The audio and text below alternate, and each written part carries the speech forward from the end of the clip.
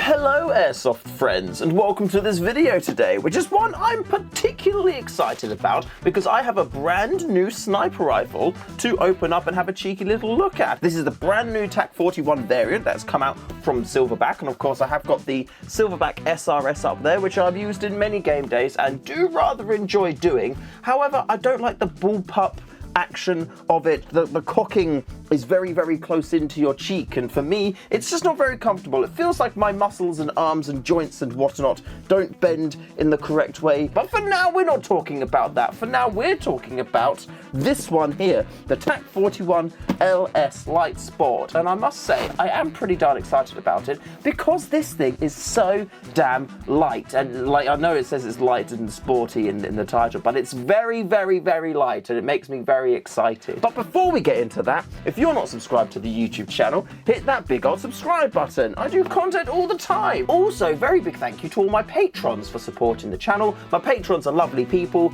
Very thankful to have all of you supporting the channel month after month. Now, also, before we get into the rifle, I know I've got like tons of messages going on, but I do want to do a little sponsor ad spot for Novritsch. Isn't that very exciting? Essentially, Novritsch have done a video talking about how their products aren't just like rebrands, because a lot of people in the airsoft scene seem to think that Novritsch bring out an airsoft replica and it's literally just something that's already available and they just put their logo on it, which is just not the case. Especially if you know the internal workings of it, like I do quite acutely, it's not the case at all. So check out the video, link is in the description below. Anyway, we're going to have a bit of a closer look now at the TAC41 Lite Sport, which I'm very excited about. And the first thing is it like comes in a very small box. Like this is the whole rifle. It's a very small box for a rifle to come in compared to like, again, I've got lots of rifle boxes up there. The normal TAC41 box here, and then this is the TAC41 Lite Sport.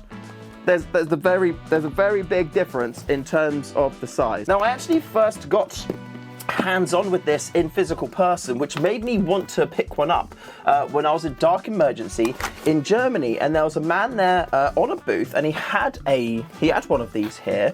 I asked him if I could hold it, and he said yes, that's no problem at all. And I must say, my mind was blown a little bit. I was very surprised at how compact it was, how light it was, and just how it still seemed to kind of like retain an amount of quality there. So yeah, all of these things, very, very cool, very good to see, and I was quite happy with it. Here we have the TAC41 Lite SE in the box here. We've got the kind of like full rifle build together here like that, but obviously there are some parts missing. We've got the cylinder knob bit there, so that goes into there like that. You've got the stock here, which would go onto the end bit there like that, and then you've also got the outer barrel bit here, which goes in there like that. Now, because YouTube is a little bit silly, I don't think I can actually show you me building it, because YouTube is going to think that I'm showing you how to upgrade or construct or something a gun, which I'm not doing at all. Like, no, I'm literally not doing that at all. This, as you can see, there's like a little key bit out here that pushes in and then twists in, and then you've got bolts here that tighten it up, and then that's on there, and then the stock just goes on the back there like that. Remember, YouTube as well, these are all toys, by the way, so please don't nuke this video, because I'll be very, very sad if you do. It's very easy to put together when you get it. With the Silverback SRS, I think you have to like build the cylinder as well, put that together, and with the other TAC41, there is like a bolt in there, which is the piston guide spring stopper jobbo that you have to pull out in order to like put it all together. So yeah, I'm just going to zoom in on me and talk to you for a bit while I just kind of like put this together, because I know that YouTube can be very funny in the ways in which it deals with content creators and whatnot, and it makes me very sad, really, because it does make it quite difficult to make content on YouTube. And it's not because they demonetize stuff, because, you know, my videos, the views that I get on my videos are very, very close to being very, very low. So I don't really, you know, I literally kind of get nothing notable out of YouTube, doing YouTube content, which, you know, is fine. We don't all do it for that. But the main thing which we get the sting is if YouTube says that they don't like a certain type of content, is that they then stop, you know, kind of like promoting it, or they don't send it around a lot. Because why would they promote content which can't be monetized to people on their platform? because if there's a video that, you know, if they promote it and it gets like 1 million views, but it's not monetized, they're not really benefiting from that. They're getting watch time on the platform, but ultimately they're not getting the ad views and they're not making money. Whereas if there's a video that can have ads on it, they're going to be more likely to put that into the algorithm and having a better time about it too. So yeah, there's a little bit of a backstory there for you about that YouTube and how it works. We don't need the box now because we have got a fully built sniper rifle, just like that. Look at that, and it's tiny. And you know what? It weighs 1.63 kilos, I believe, and that is also with magazine. Now, the way that this is so light is because this is all a plasticky section here. Can I zoom in on that? Yeah, so this top here, the upper receiver, this is just all plastic. It's like an extrusion. And something that I actually really like about it is the fact that the cylinder part here is covered by the plastic too, because usually with sniper rifles this bit's open, you can see the cylinder, which is kind of nice I suppose in some regards because you can see it and whatnot, but also it does let dirt in there, and it can make the inside rather dirty, and then you have to like take it apart and clean it to make it all like smooth and not scratchy and whatnot, and then if your cylinder gets scratched then it's kind of like always feels a little bit scratchy, which isn't really that nice. But the fact that this is covered, I actually do really quite like that, which is really good, but mainly just because it's so darn light is my big plus, because, you know, I may be an incredibly strong, you know, when I'm talking strong, I mean like I'm incredibly strong. Like I could lift 5 double-decker buses off a burning baby if I needed to, because I'm just so muscly. But as my wife will attest, my stamina is not the greatest and is by no means nothing that I should be bragging about. So having something lightweight like on me that I can run around with means that my stamina will last a little bit longer throughout the day, because I'm using less energy to pick it up and hold it and run around with it. And that's something which is you know, is very good. And I can't believe how light this thing is. Like, it's crazy. Now you also may be thinking this is the Lite Sport version. What's the Lite version like on its own? And I believe the only difference between the Lite and the Lite Sport is the fact that the upper receiver here is made out of metal and like CNC'd. I think it's an aluminium top, something like that. But it's a metal upper receiver here, whereas this is all plastic, which makes it lighter, which I rather do quite like. On the flip side of it though, there is also concerns of it being all plastic, and that would be with inconsistency, because when something's all metal, it's more like, you know,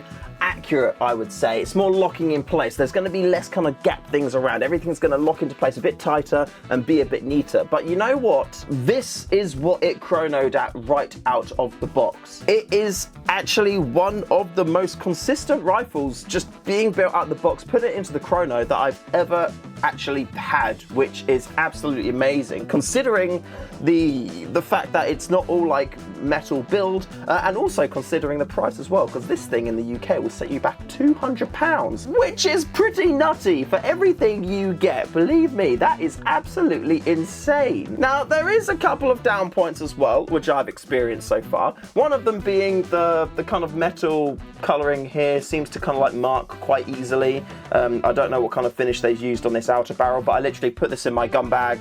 I had one other sniper rifle in there, no, 2 other rifles in there, and it came out with these kind of markings on it, and I just can't for the life of me get them off. So that has been kind of damaged there. Also, it doesn't lift 4.9s out of the box. I've not gone through a full range weight of BBs, but it was literally not hopping 4.9s anywhere at all. So it doesn't seem to me like it's been designed for super heavyweight BBs or just heavyweight BBs right out of the box, which is a bit of a shame. However, it is a slightly shorter barrel than you would like maybe expect on there, so potentially you could put a longer barrel in there to get a bit more power behind the BBs, but even then the hop rubber wasn't lifting them, so I'd like to see a higher degree hop rubber in there, but potentially you could pick up something yourself. I believe Stalker do one of their R-hop rubbers for the TAC41, because that's what I use in my SSG10 A3 and A1, and they're just beautiful hop rubbers. They're my new favourite hop rubber to use, which is great. 4.3 should be fine. I'd like to think that 4.5s would be okay as well in there, but if you're going to go for the heavyweight BBs, it doesn't lift it straight out of the box, which is a shame, I must say. Also, from using using my other TAC41, because I do have one of the proper TAC41s, as you saw the box for it earlier, the magazines are quite a letdown, I would say. I'm not a big fan of the magazines at all, just because they're really easy to like knock the lip of and then have your BBs go everywhere. But even just trying to put it into the replica, if you caught it on the lip there, then your BBs like squirt everywhere, and yeah, it's not a very good time. So instead of that, because there is a solution to this problem, I'm going to be using the Project Airsoft M4 magazine adapter, which is rather quite nifty. Let's come here and have a look at that. So this is the brand new TAC41 Project Airsoft magazine adapter. If I crack it out of the packaging here, this is what it looks like. So Project Airsoft, oh my baby. And then we've got a little mag release catch on the other side there. If I grab my rifle, then all we do is we take our magazine adapter, put it into the rifle like that, and then boom, we can now use M4 magazines in our TAC41. So for example, you can use the PTS EPM1S magazines. Now these hold 170 BBs, and they also are, you know, if you just touch the top, the BBs just don't spill out, which is absolutely perfect. This is what you want from a magazine.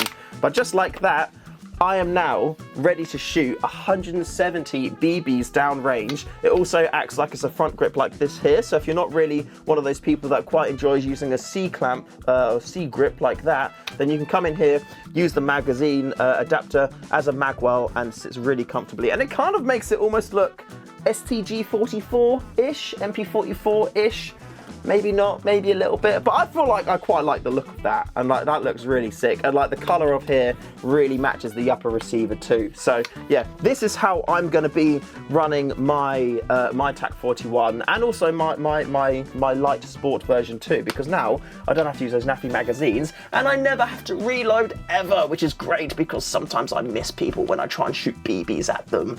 If this is too big though, because a lot of people I'm sure will be looking at this and being like, it's too big, I don't like that, then never fear, because Project Airsoft has also made a shotgun shell magazine adapter as well, which I'm also going to be running, depending on, well, I guess, you know, depending on the game day. If I feel like, you know, I want to kind of limit myself to magazine sizes, because each of these shotgun shells here have 30 rounds per shell, which is, you know, a decent amount, and kind of very similar amount to the stock magazines that come with the rifle. But with these ones here, literally if I grab this out here, this is a tan one, so they come in tan, black and green. And this is your shotgun shell magazine adapter. So if we now come here and we take our magazine adapter and we put it into the rift just like so, we can now put shotgun shells into our rifle. And if I've got a shotgun shell here just like that, it literally pushes into the side like there, clips into place. You can use those 30 BBs, and then when you're done, you've got a little hole on the back, and you can just, you can flip it out like that. That looks so sick. I've not seen that on the camera before. That actually looks sick. Let's see if I can do it every time. Oh, look at that, cool. So yeah, you've got two extra magazine options. You've got the shotgun shell version here, which is like that, and then you've got the M4 adaptery one as well, like that. So you decide which one you kind of want to do, or maybe you want to get both of them. Either way, they're available at Project Airsoft. Link is below in the description or in the pinned comment, again, depending on if YouTube is being nice to me or being naughty to me. But yeah, check those out, enjoy them. You're gonna love them. There are a few other cool features you've got of the Lite Sport TAC41. First one being, you got your TDC adjustment right here too. So if you want to do like quick and easy hop adjustments, you can literally be like shooting, and then be like click, click, click, click, click for a bit more hop, or maybe click, click, click, click, click for a little bit less hop, which makes it very easy and fast to make very specific adjustments in the field. Like if someone's a bit further away or a bit closer and you want to get that perfect BB trajectory flight path, then you can do it with this TDC, which is lovely. You've also got the option of changing the stocks on the back, because there's a Picatinny attachment point on here, and this is like a kind of Picatinny clampy thing that comes with it, but you could always use like the Novritsch folding stock on there if you wanted to, or you can also get the Novritsch / Maple Leaf folding stock and buffer tube combo, and then put your own stock of choice on there, which is really nice. And I ran this weekend, or I tried to run it this weekend, but because I wasn't using the heavyweight BBs, and they're all the BBs I have, I ended up not being able to use it. But I did put the stock on it, and it was very, very comfortable, which is nice. You've also got QD sling points at the back there. You've got one on this side, one on this side here. You've got M-lock rails on the sides, on the bottom, so you can put like accessories on there. These whole bits here, by the way, they're not for mounting anything. These are actually what you tighten up with an Allen key to clamp the barrel in place to make it a nice and secure fit. And that's that's the exact same with the normal TAC41 and also the same process that they have with the SRSA1 as well. So they've just kind of like carried that over. But yeah, I just can't get over how light this thing is. And yeah, I'm very excited. Once I get that upgraded hop rubber in there so I can lift my heavyweight BBs, I'm going to be absolutely loving this thing. I can just tell, I can tell it's going to be so nice to have. And also because it's so light, you can literally just put it in a backpack and use it as a backup rifle if you wanted to. And if you do, you put the Novritsch folding stock adapter thingy on there as well, then you can fold its stock down and that makes it even smaller in your backpack, which is going to make it even easier to carry as maybe like a backup sidearm thing if you're running an M4 or like an SMG or something, and then somebody appears a little bit further away and you need to reach out with them with your sniper rifle. So that'd be quite nice. Also, important to mention, it comes with a spring in the cylinder. I'm not sure what power it is or the newtonness of it, but when I chronoed with 0.49 BBs with the stock spring in, it was coming up about 1.66 joules. There was a note on here which says 106 meters per second on a 30 BB average using 0.2 gram BBs. So, you know, this is how 106 meters works out to FPS. I don't know if that's going to be accurate to what I got with my 0.49 gram BBs, but due to joule creep and other sciencey things like that, I imagine there's probably going to be a difference between those numbers. But they also include a 120 Newton spring in the box too. So I put the 120 Newton spring in here, re-chronoed it, and it was coming up at 2.06 joules, or with the FPS on the picture here. The 120 Newton, you get an extra spring in there, you get a more powerful spring in there, so definitely put that in there and run it. Definitely get a harder degree hop rubber, put that in there, run it, and yeah, put a nice scope on it, like the Novritsch Mark II scope set. That's an absolutely awesome scope. Like, I'm very impressed with that. So yeah, run that scope with it and you're going to be having an absolute whale of a time. Thank you for watching this video. I really appreciate you coming here and spending some time with me today. If you're not subscribed yet, hit that big old subscribe button. Like I said, more content is coming. It literally is ready to go. Thank you for watching, and I will see you in the next one. Farewell, all my little shoesies.